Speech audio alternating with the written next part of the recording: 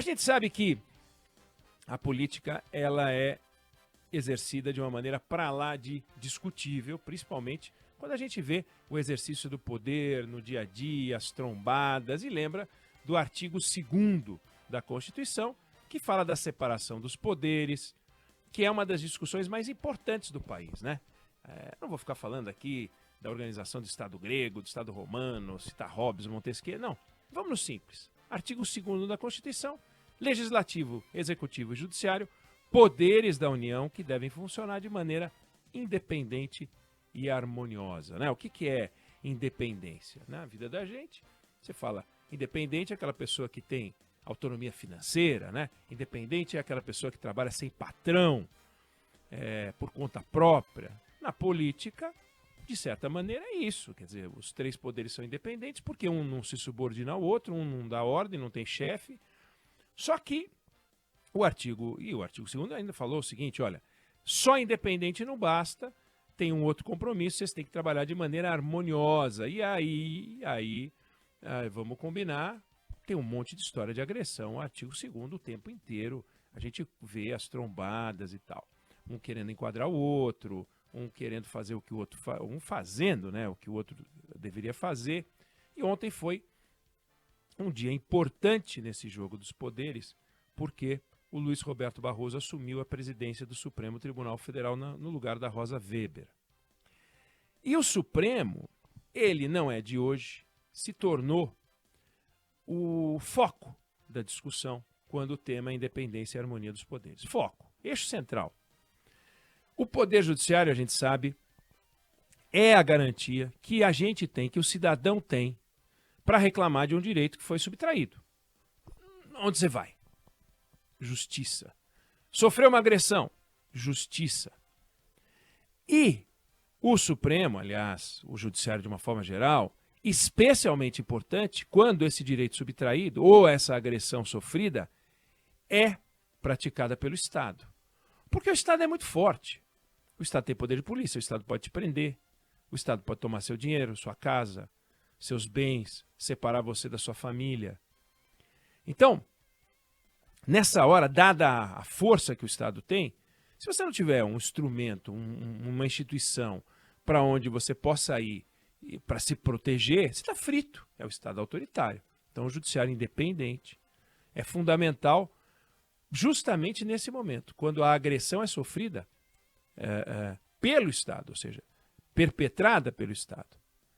E nessa hora, então, o Supremo é vital. Só que, quando a gente diz que o Supremo é personagem central do debate sobre a independência dos poderes, não é por essa virtude que o Poder Judiciário tem, que é indiscutível, né? O Supremo virou foco no Judiciário, mas o Supremo em particular, porque eles dão um entendimento sobre independência dos poderes que se choca com a percepção, com a definição, com o entendimento que os outros poderes têm. E na divisão dos poderes, é o Supremo que dá a palavra final sobre tudo. Todos os poderes têm que agir dentro da Constituição, mas é o Supremo que diz se os outros poderes agiram dentro da Constituição. Todas as leis têm que ser constitucionais, mas é o Supremo que diz se uma lei é ou não constitucional. Só que o Supremo não apenas classifica a lei assim, inconstitucional, inconstitucional, constitucional. Não, ele vai mais longe do que isso. Ele age. Em julho, por exemplo, agora, o ministro Alexandre de Moraes deu 120 dias para o governo federal criar um plano para implantar uma política nacional para as populações em situação de rua. Isso vai acabar no final do mês que vem, nós vamos saber. Final de outubro, o governo tem que apresentar um plano, são 120 dias. Foi uma decisão do Supremo. Na pandemia, em 2020, o Edson Fachin proibiu operações policiais em favelas. Está lá, ele baixou uma canetada. Pá, não pode, não pode. O Supremo está a um voto de resolver que o porte de maconha para uso próprio não é crime. Tem uma lei dizendo que é, mas essa lei, o Supremo diz que é inconstitucional, naquele artigo que trata desse assunto. Pelo menos falta um voto, um voto. Os observadores do Supremo, os juristas, os estudiosos dizem, olha, isso aí chama-se ativismo. E ontem, no discurso de posse, o Luiz Roberto Barroso negou o ativismo. Ele falou assim, ó, não é ativismo, não se trata de ativismo, mas de desenho institucional. Olha que interessante. Nenhum tribunal do mundo decide tantas questões como decisivas, né, ou divisivas, como ele chamou, da sociedade. Contrariar interesses e visões de mundo é parte inerente do nosso papel.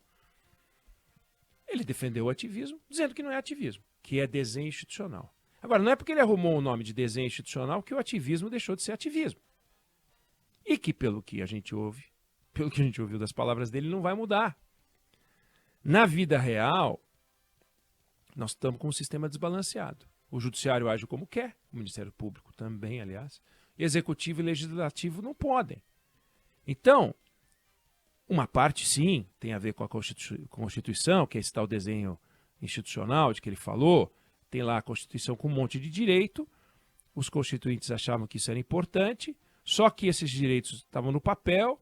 A sociedade lembra de um deles, recorre ao judiciário, o judiciário pega e aqui não vou me preocupar com a responsabilidade fiscal, isso é coisa para o governo, vou lá e dou o direito. E aí a confusão está instalada. Mas é também a politização. Tem uma politização, não é só essa nova, né, essa responsabilidade deles, não tem a ver só com esse desenho institucional, tem a ver com a politização, sem dúvida. E isso tudo tem uma consequência. Qual é a consequência? Toda lei pode ser considerada inconstitucional. Resultado, por exemplo, o Congresso acabou de aprovar uma lei definindo que demarcação de terra indígena só pode acontecer em território indígena, aliás, só pode ser considerado território indígena aquele que é ocupado pelos indígenas na data da promulgação da Constituição, que foi 5 de outubro de 88.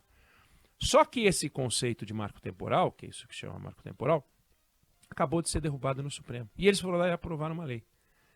Para virar lei, o presidente Lula tem que sancionar. Se ele não sancionar, ou melhor, se ele sancionar com veto, por exemplo, o Congresso pode derrubar o veto. Vamos imaginar que ou ele sancione ou o Congresso derrube o veto. Essa lei vai virar lei, o projeto de lei vai virar lei, e vai ser questionado no Supremo, onde deve cair, ou pode cair.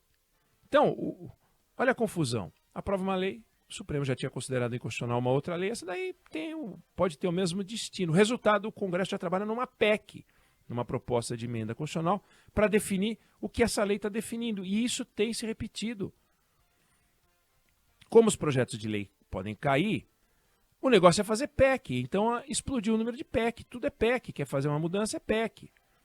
Aí PEC para desequilíbrio previdenciário, para caos tributário, mas também para criar plano de carreira para gente de saúde, para ampliar o número de tribunais regionais federais, para permitir que professor estrangeiro possa dar aula na universidade, aluno estrangeiro. Efeito prático disso, Congresso perdendo produtividade, porque PEC tem que votar 2 vezes em cada casa. Então, em vez de votar uma vez na Câmara, uma vez no Senado, tem que votar 2 vezes na Câmara, 2 vezes no Senado. E diminui a produtividade. E para o Executivo, perde poder político. Por quê? Projeto de lei, maioria simples. PEC 60%. A gente vê o que em função disso? Essa pressão por cargos, por mais dinheiro do orçamento, vira uma bagunça, porque nesse desenho que o Supremo manda em tudo, vamos fazer PEC, o governo tem que ter mais poder, não consegue. O projeto de lei virou produto de segunda classe. Executivo e legislativo emparedados por uma realidade comportamental do Judiciário e do Supremo que, pelas palavras do ministro Barroso, não vai mudar. Eu não sei se você concorda ou discorda, mas essa é a opinião que eu tenho sobre o assunto.